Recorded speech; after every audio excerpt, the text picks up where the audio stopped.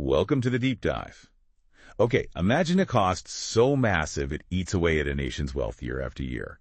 We're talking about environmental degradation, and in India, a World Bank report actually estimated its annual cost at about Rs 3.75 trillion. Wow. Yeah, that's a staggering 5.7% of India's 2009 GDP. So today we're taking a deep dive into some, well, truly critical environmental challenges facing India. It's an area often talked about, sure, but the specific details and just the sheer scale can be incredibly surprising. It's true. And what's particularly striking, I think, is how interconnected these issues really are. You know, they range from the majestic Himalayas right down to the microscopic world of bees. And, well, they even stretch into our own everyday choices. We've got some really comprehensive source material that should help guide us through this landscape. Right. Our mission today is to cut through some of that noise, bring you the crucial insights, and hopefully leave you with a clearer, well-informed picture. Not just what's happening, but really why it matters directly to you.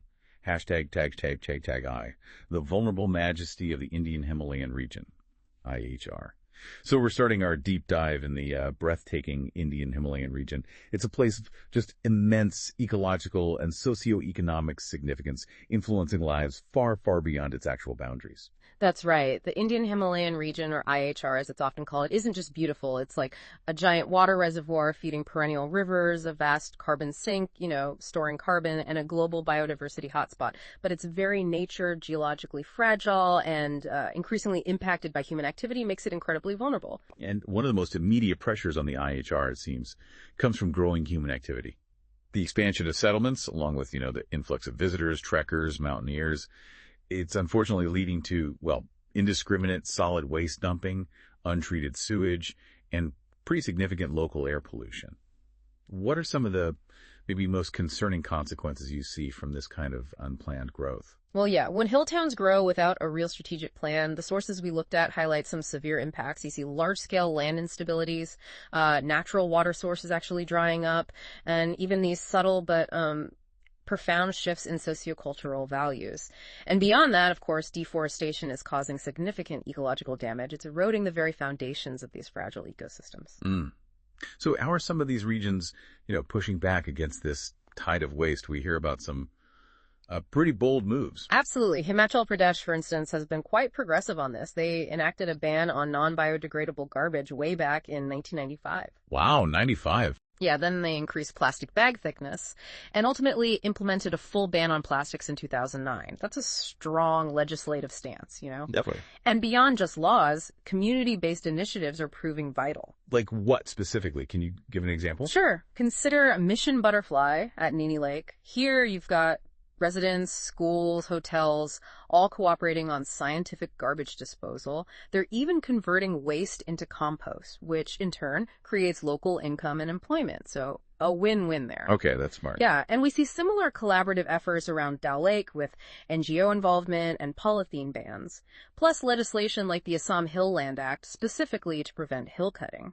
The core insight here really is that sustainable development in fragile ecosystems like the Himalayas demands, a multi-pronged approach. It needs to integrate policy, technology, and crucially, community participation. It's about transforming waste, maybe, into a potential for local enterprise. Right. So beyond these specific examples, what are the broader recommendations from the sources for, let's say, effective solid waste management across the whole IHR? The sources really advocate for an integrated approach. What that means is advanced planning, outright banning indiscriminate disposal, and really managing waste right at the source itself.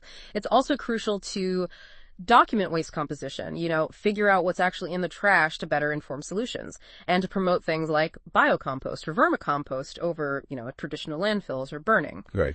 Essentially, it kind of boils down to the 4 R's principle: refuse, reuse, reduce, and recycle. Practical steps include things like providing potable water points, raising awareness, and even adapting international best practices from places like Alaska, Nepal, China. And when it comes to town planning itself, it's about preventing habitat fragmentation, designating specific areas for development, strictly avoiding construction in hazard zones or on spring lines, enforcing architectural norms, making sure buildings are earthquake resistant, using location-specific technologies, and implementing these green roads that actually incorporate water collection channels. It's pretty comprehensive. Yeah, sounds like a lot needs to be considered. Now, the Himalayas have, of course, long been a hub for pilgrimage, drawing millions to iconic destinations like Badrinath and Vaishnav Devi. But with these ever-growing numbers, these deeply sensitive ecosystems and, well, cultural values are now facing pressures far beyond their carrying capacities. Often, it seems, due to inadequate facilities and just a real lack of regulation. It's a complex challenge, definitely, because the impact isn't just environmental. It directly threatens cultural identities, too. The sources we looked at really zero in on community-based ecotourism as a key sustainable alternative, especially when you compare it to the, well, oversaturated commercial tourism we see in places like Nainital and Shimla. This approach moves beyond just restricting access and instead focuses on sort of harnessing the potential of local communities. And how does that harnessing look on the ground? What does that actually involve? Well, we see initiatives like encouraging participatory plantations, getting locals involved in planting, and promoting what are called ecocultural landscapes. Good examples are the Buddhist landscape in Sikkim or the Apatani ecocultural landscape in Arunachal. And a truly remarkable example, I think, is the sacred groves in Meghalaya. These are protected by tribal communities based purely on religious beliefs. It's a perfect illustration of conservation achieved through culture itself. That's a great example, yeah. Cultural preservation directly aiding environmental efforts. Any other innovative programs like that? The Ladakh Himalayan Homestays program is another outstanding one.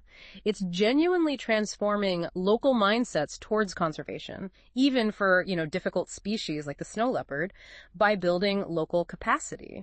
And Sikkim's ecotourism policy is also seen as a leader. They're implementing environmental fees and permits and actively promoting local art, craft, and cuisines as an integral part of the tourist experience. That makes sense. And some places are also getting very concrete with regulations like Uttarakhand, which is restricting visitors to the Gangotri area to just 150 per day. Just 150. Yeah. Okay. So when we look at the bigger picture for tourism regulation across the IHR, what are the sort of essential recommendations coming from these sources? Well, the key seems to be developing and regulating pilgrimage tourism specifically. That means vastly improved accommodation, transport, and crucially, proper waste disposal. It's also important to create an inventory of all sensitive and sacred sites, maybe with vehicle access restricted to the most valuable ones. Right. We need to identify specific ecotourism villages and parks and deeply involve local communities, particularly youth and women, in these ecotourism ventures, and impose strict visitor and vehicle restrictions in the most sensitive areas. Okay. Promoting local culture and cuisine as, part of the experience is essential, alongside mandatory best practices for trekking. And promoting more sustainable lodging options like log or bamboo huts, especially in busy areas. Okay, so beyond waste and tourism, the sources also highlight crucial needs for water management and road development in these challenging Himalayan terrains. When we talk about water, especially in a region that feeds so many major rivers, what's highlighted is critical for, say, rejuvenating the natural sources. Yeah. For springs and degraded sites, the focus is really on groundwater recharge. This means things like robust forest restoration, detailed geological mapping, and even some advanced techniques like nuclear water prospecting. It's really about protecting these critical recharge zones with both engineering solutions, like check dams and infiltration trenches, and very importantly, strong community involvement. That partnership is key. And what about the everyday water supply for residents and communities? How does rainwater harvesting fit into that picture? Rainwater harvesting, or RWH, that's a huge piece of the puzzle. The sources recommend that all new urban buildings should incorporate rooftop RWH. And institutional buildings, crucially, should not draw from local village water schemes to avoid straining those resources. Right. In rural areas, percolation and storage tanks are key, along with utilizing stormwater for, say, cleaning drains and building specific aquifer recharge structures. It's about maximizing every single drop you can get. Makes sense. Okay, roads. Roads are absolutely vital lifelines in these areas, right? Connecting communities, enabling commerce. But they're also a significant hazard in fragile mountain ecosystems. How can road construction be made more, ecologically safer? That's a critical challenge, absolutely. The material suggests mandatory environmental impact assessments, or EIAs, for any road over 5 kilometers. Okay. It also stresses treating slope instabilities with bioengineering using vegetation and natural methods, ensuring proper debris disposal, maintaining roadside drains properly, and stringently avoiding fault zones and landslide-prone areas. That's crucial. Yeah. Preferring ridge alignment over valley alignment where possible, and minimizing the loss of vegetal cover are also key recommendations to sort of reduce the ecological footprint of these roads. Yeah. #TAC2, the hidden costs of sand mining in India. Okay, let's shift gears now. Let's talk about an often overlooked environmental issue that's having massive repercussions across India. Sand mining. Sounds so simple, sand, right? Yet the mining of it is causing profound environmental problems, even despite, Supreme Court orders trying to regulate it. You're absolutely right. What's particularly surprising, or maybe shouldn't be, is how vital sand truly is. It's not just for construction, obviously. It acts as a natural buffer against tidal waves. It's a critical habitat for marine life. And it functions as an aquifer for groundwater.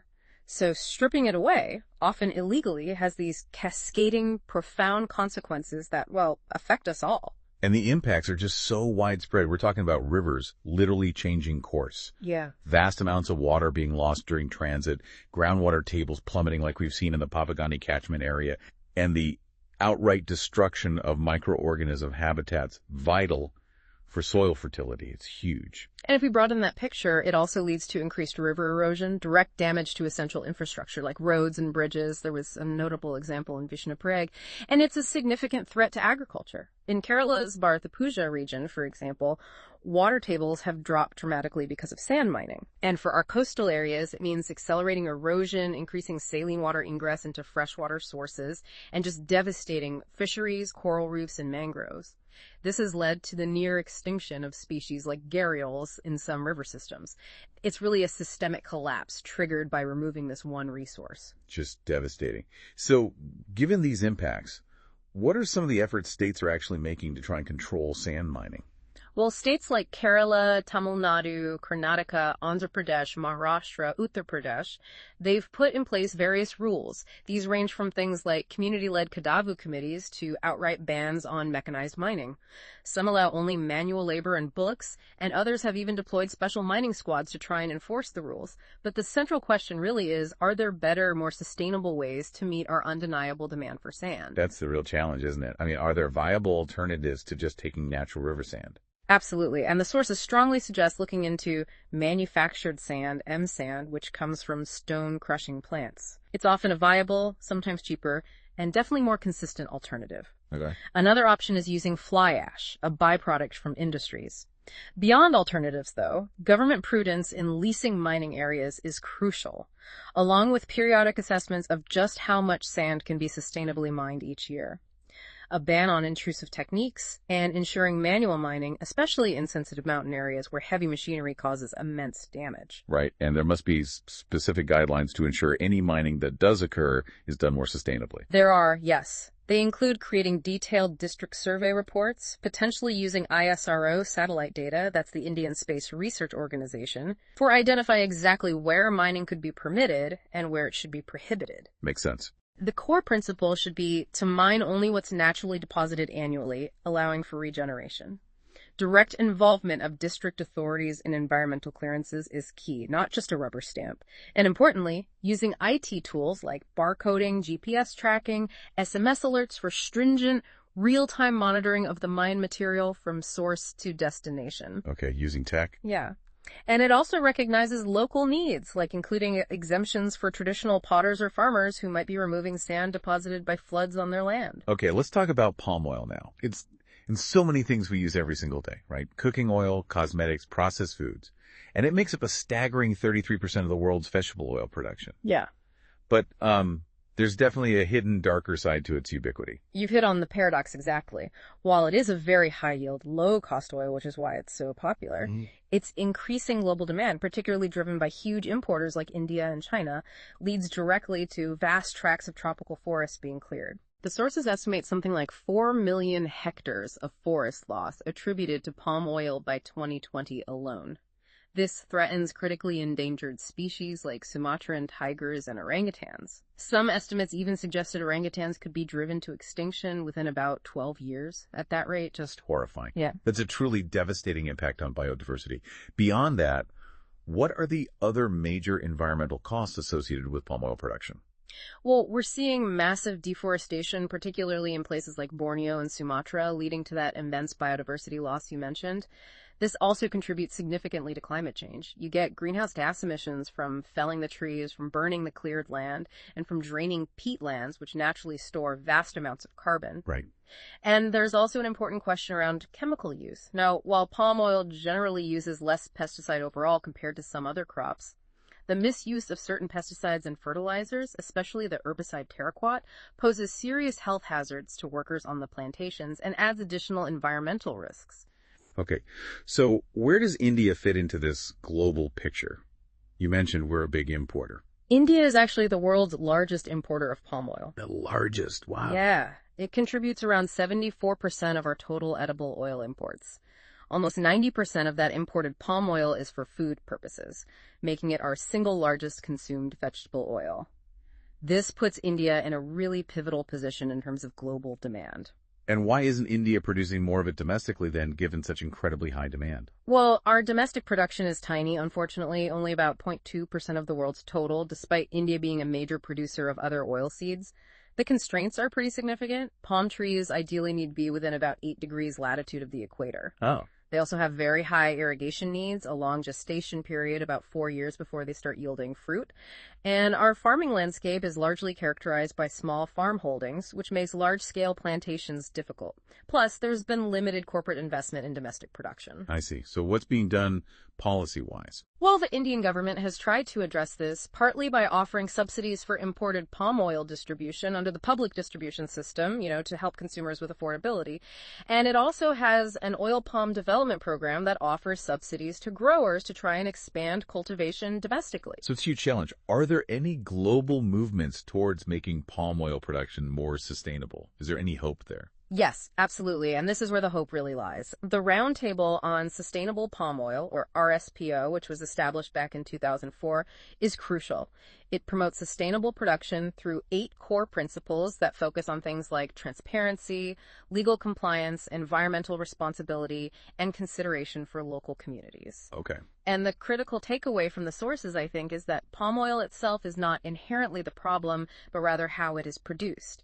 Sustainable practices, if implemented properly, can actually transform it into a catalyst for development, for livelihoods, for biodiversity preservation, and even for carbon sequestration if it's grown on degraded lands. Right. So the how is key. Okay. Let's turn our attention now to a tiny but, incredibly mighty species that's facing a massive threat: bees. They're definitely not just a summertime nuisance. They are absolutely vital pollinators. They make it possible for something like 30% of the world's crops and maybe 90% of wild plants to actually thrive. From apples to almonds, we quite literally have bees to thank for a huge chunk of our food. It's so true, and the condition known as colony collapse disorder, or CCD, is a really grave concern. It's characterized by this rapid, often unexplained loss of adult worker bees from a hive.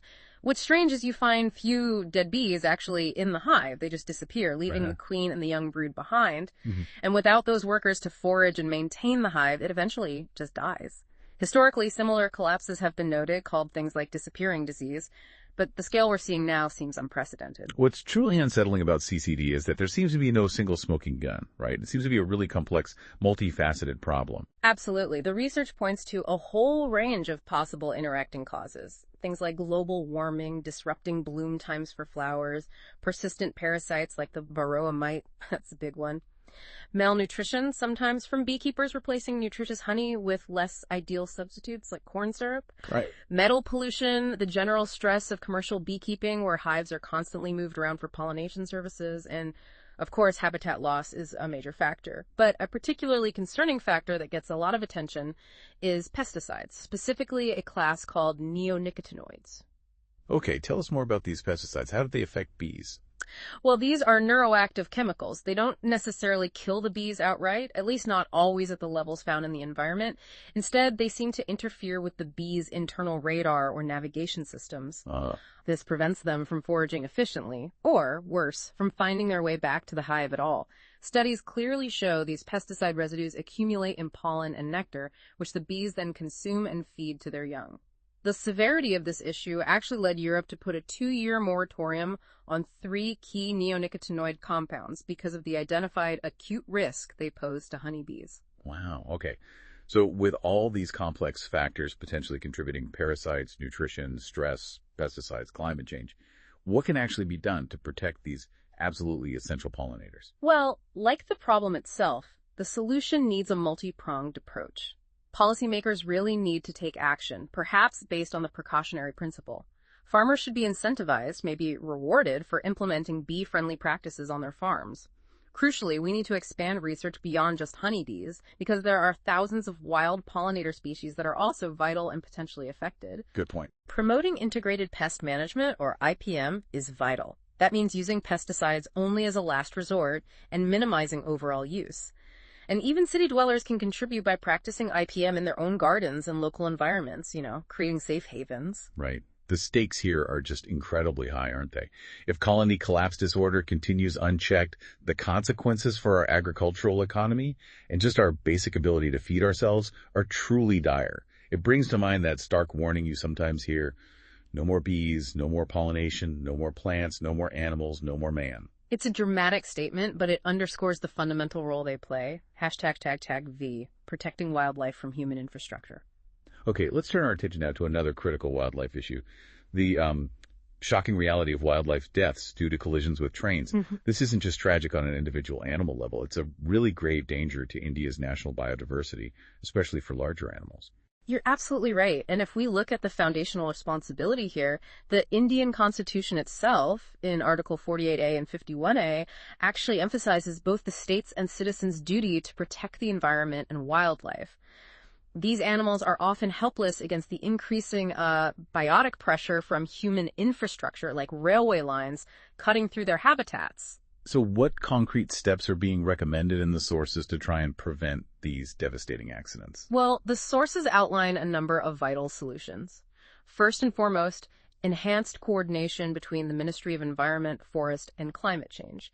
The MOEF and the railways is paramount. They need to be talking constantly. They need to work together to identify vulnerable wildlife crossing spots and place clear warning signage for train drivers. And importantly, continuously update these lists as animal movement patterns inevitably change. Makes sense. A more high-tech approach involves electronically tagging prominent wildlife, especially animals like elephants and leopards, whose ranges often intersect with rail lines. This allows their movements to be tracked, and railway officials can be warned in advance if tagged animals are near the tracks. Okay, using technology again? Yeah. Also, improving infrastructure for field personnel, like providing reliable walkie-talkies for communication, and even posting forest officials directly in railway control rooms during high-risk periods are crucial practical steps. And finally, just issuing very strict instructions that emphasize wildlife protection to all relevant railway and forest staff. It needs to be a priority. All right, here's a modern concern that, well, many of us interact with daily, often without even realizing its potential impact. Mobile tower radiation. With the massive increase in mobile phone users and the sheer number of towers needed to support them, concerns are definitely rising about their impact on both human beings and wildlife. It's a very real issue that science is still grappling with, to be honest. Every antenna radiates electromagnetic power, or EMR, and the power level is naturally higher the closer you are to the towers.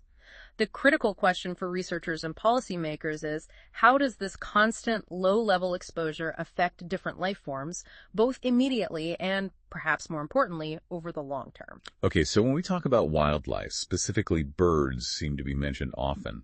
How does EMR affect them, according to the sources? Well, for birds, a couple of things are noted. Their larger surface area relative to their body weight means they might absorb more radiation proportionally. And their lower body fluid content means they can heat up very quickly from the thermal effects of radiation. More subtly, perhaps, the magnetic fields generated by the towers might disturb their natural navigation skills, which rely on the Earth's magnetic field. This could lead to disorientation and potentially increase collisions with structures. Right, disorientation. And what about human health? What are the potential impacts on us from these towers? For humans, the concerns are broadly divided into thermal and non-thermal effects. EMR can cause cellular and psychological changes due to thermal effects, essentially heating of tissues. This could potentially lead to issues like genetic defects, reproductive problems, and effects on the central nervous system, although the levels required for significant heating are generally thought to be above standard exposure limit. Okay. But perhaps more controversially, even at low levels, non-thermal effects are linked in some studies to symptoms like fatigue, nausea, headaches, and various psychological disorders. The significant challenge here is that current safety standards, worldwide really, are mostly based on preventing these known thermal effects. They don't fully account for potential cumulative long-term non-thermal impacts. I see. That's a crucial distinction. So, given these widespread concerns, both confirmed and potential, what does this all mean for regulatory bodies and various stakeholders? Who needs to act and how? Well, the Ministry of Environment, Forest, and Climate Change, MOFI, needs to formally notify these potential impacts and play a stronger role in regulating EMR standards specifically from an environmental health perspective. State and local bodies should be conducting regular monitoring of radiation levels around towers, and they should probably mandate ecological impact assessments before permitting new towers, especially in sensitive areas like near forests, wetlands, or residential zones. Right. State environment and forest departments also need to play a larger role in just raising public awareness about the issue and the existing guidelines. And the Department of Telecommunications, which oversees tower deployment, needs to work towards avoiding the overlapping of high radiation fields from multiple towers in one area. They should also publicly share tower locations, perhaps via GIS mapping, geographic information system mapping, so people know where they are. Okay, transparency. Exactly. And crucially, continuously refine India's EMR standards, potentially adopting stricter precautionary norms that better account for these possible non-thermal effects, especially for vulnerable populations. Okay, let's delve into a, pretty controversial technological solution now. Genetically engineered, or GE, trees. Proponents claim they can grow faster, yield better wood or biomass, and offer a powerful tool for forestry and even for addressing climate change. It's a fascinating area of science and policy, definitely, and it's not entirely new.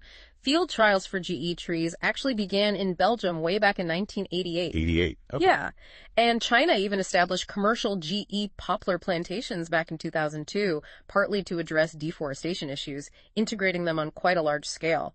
Latin American countries are also actively exploring GE trees, mainly for the pulp and paper industry. Right, so the proponents clearly see GE trees as a safe and effective solution. They even point to the UN's approval, under certain conditions, of GE tree plantations as carbon sinks under the Kyoto Protocol. But I understand environmental groups have a very, very different perspective. What's their main concern about the safety of these engineered trees? That's right. Environmentalists pose a really important question.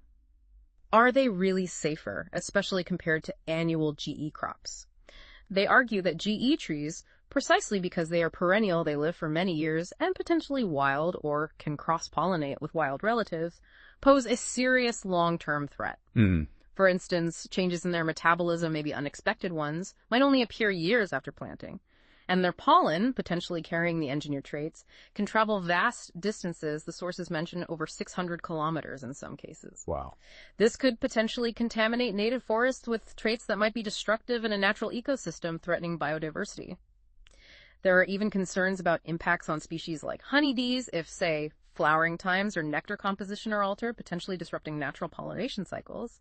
It's that classic unintended consequences debate, but writ large because trees live so long and spread so far. Yeah, the time scale and spread make it different. Yeah. So who is primarily driving the development of this technology? What kind of commercial interests are behind GE trees? Well, major players include companies like Arborgen, which is actually a subsidiary of Monsanto or was closely linked. Wow. And perhaps surprisingly, even major oil giants like BP and Chevron have invested in GE tree research.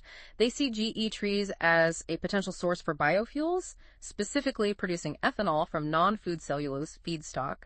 So it's definitely seen as a significant future commercial play. Right, a potential alternative fuel source. Yeah. And how has India approached this technology? Have we embraced it or been more conscious? India has generally taken a much more cautious approach, reflecting broader concerns about GMOs in the country. The first major experiment here involved GE rubber trees in Kerala, engineered primarily for drought resistance. Okay. Now, while it received initial approvals for contained trials, significant concerns were raised. Why? Because rubber tree seeds are sometimes used as cattle feed, meaning the engineered genes could potentially enter the food chain. And rubber plantations are also a source of honey, raising concerns about impacts on bees and honey contamination. Kerala itself, which has policies aiming to be a GM-free state, voiced strong biosafety concerns. This whole push towards GE trees, when viewed through a broader lens by critics, is sometimes seen as reflecting a kind of Western forestry science approach, an approach that tends to view forests primarily as commercial entities, as sources of timber or fiber, leading to monocultures like teak and eucalypts. And these large-scale monocultures have, in many cases, already had documented negative environmental and social consequences in India, like impacting water tables or displacing local biodiversity. So it connects to a larger debate about how we view forests. Okay, let's celebrate some truly progressive moves from India now.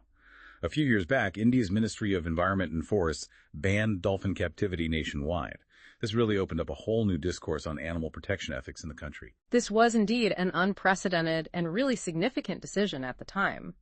What's particularly compelling about the reasoning behind it is that it reflects a growing global understanding that cetaceans, that's whales, dolphins, and porpoises, are highly intelligent, socially complex beings, and they simply do not adjust well to the conditions of captivity.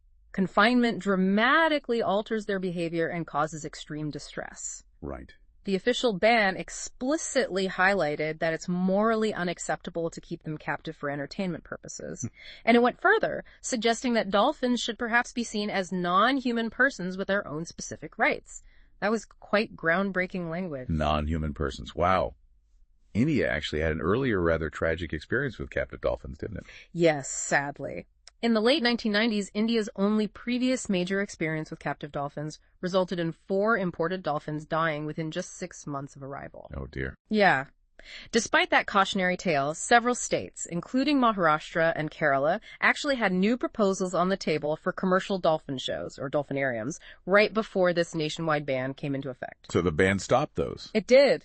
This ban, which notably followed months of protests by animal welfare groups and scientists, really affirms a principle that animals should not be captured, confined, or forced to perform for human entertainment. It's a stance that had already been adopted by countries like Brazil, the UK, and Chile. Right. And it's important to remember, too, that in India, specific dolphin species like the Gangetic river dolphin and the snubfin dolphin were already protected species under wildlife law, with the Gangetic dolphin even declared the national aquatic animal.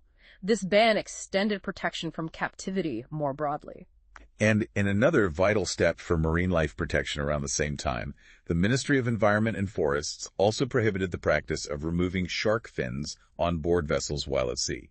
Yes, this was another crucial policy aimed squarely at stopping the often inhuman hunting of sharks, driven primarily by the demand for shark fin soup.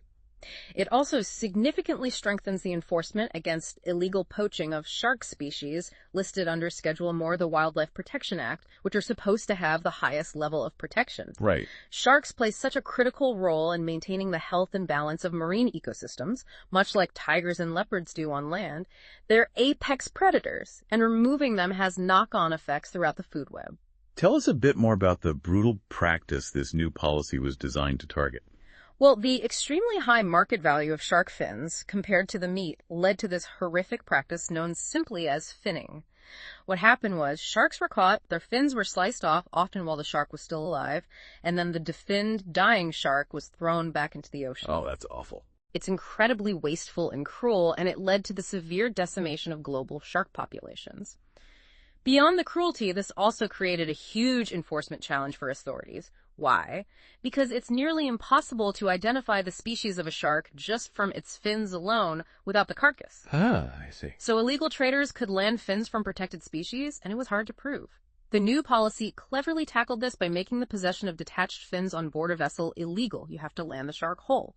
This ensures much better monitoring and makes it far harder to illegally trade fins from protected species. It's a smart enforcement mechanism. Yeah, much harder to hide. Okay, we've covered a really wide range of environmental challenges today. And as we begin to wrap up, It's crucial to connect all of this back to its overarching economic implication. Because all these environmental challenges, the pollution, the resource depletion, the biodiversity loss, they come with a massive, massive price tag. As we mentioned right at the top, that World Bank report estimated the annual cost of environmental degradation in India at about ours, 3.75 trillion again, a staggering 5.7% of India's 2009 GDP. That figure really does underscore the urgency, doesn't it? And what's particularly striking within that number is that outdoor air pollution alone was estimated to account for 1.7% of that GDP loss. And indoor air pollution was close behind at 1.3%. Just air pollution. Wow. Yeah. This cost is primarily driven by the health impacts, especially exposure to particulate matter, leading to significant mortality from cardiopulmonary diseases and chronic obstructive pulmonary diseases, COPD. And this hits especially hard among the young and productive urban population. It's a direct hit to human capital and economic productivity. And the study's scope was incredibly broad, wasn't it? Yeah. It wasn't just air pollution.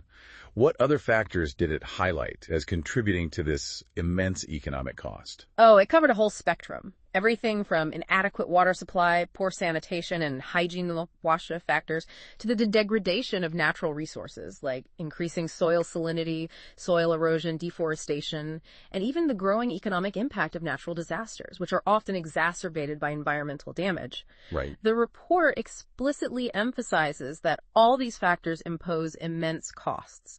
Costs in the form of ill health, lost income, increased poverty, and heightened vulnerability for communities, especially the poorest. And who suffers most from this, according to the report? Well, tragically, a significant portion of the diseases caused by poor water supply, sanitation, and hygiene disproportionately affect children under the age of 5. The report estimated that something like 23% of all child mortality in the country at that time could be attributed directly or indirectly to environmental degradation. 23%. Yeah. The report made it abundantly clear. The old idea of growing economically now and cleaning up the environment later is simply not a sustainable or even economically rational path in the long run. The costs accumulate too quickly. A very stark warning. So with this stark economic reality laid bare, how is the Indian government responding? What key steps are being taken, according to the sources, to address this? Well, the Indian government has initiated several key steps over the years and continues to do so. They've formulated a comprehensive policy for abatement of pollution. They've worked on supplying improved, lower-emission auto fuels. They've progressively tightened vehicular and industrial emission norms. Mandatory environmental clearances for specified industries are required, although enforcement can be a challenge. Yeah. There are ongoing efforts to manage various types of waste, solid waste, hazardous waste, e-waste. There's also a push, at least on paper, for promoting cleaner technologies, strengthening the air quality monitoring network across the country, conducting pollution load assessments for specific industrial areas or river stretches, implementing city-specific action plans for major polluted cities, and of course continuously working on raising public awareness about environmental issues. It's a broad, ongoing, and frankly massive undertaking. It certainly sounds like it. Hashtag tagged outro. Wow. Okay, what a deep dive that was. From the majestic yet vulnerable Himalayas down to the critical role of tiny bees. And the unseen modern threat of mobile tower radiation, it's undeniably clear, isn't it? Environmental issues are not isolated problems at all. They're a really complex web, deeply impacting our lives, our health, our economy, and ultimately our future. Indeed. And understanding these challenges not just vaguely, but their specific impacts and the innovative solutions being implemented or maybe still critically needed is absolutely crucial for all of us. It shows that while the scale of the challenges, well, immense, action ranging from high-level policy decisions right down to grassroots community efforts is not only possible but truly imperative if we want a sustainable future. This leaves us with perhaps an important question for you, our listener, to consider. Given the really significant economic costs of environmental degradation that we discussed, and the profound interconnectedness of all these issues, how might truly recognizing the economic value of healthy ecosystems, clean air, clean water, biodiversity, transform our entire approach to conservation? Could it shift our perspective from seeing environmental protection as just a cost to seeing it as an essential investment in our collective well-being and prosperity? Definitely something to mull over as you go about your day. Thanks so much for joining us in this deep dive into India's complex environmental landscape. Until next time, keep that curiosity alive.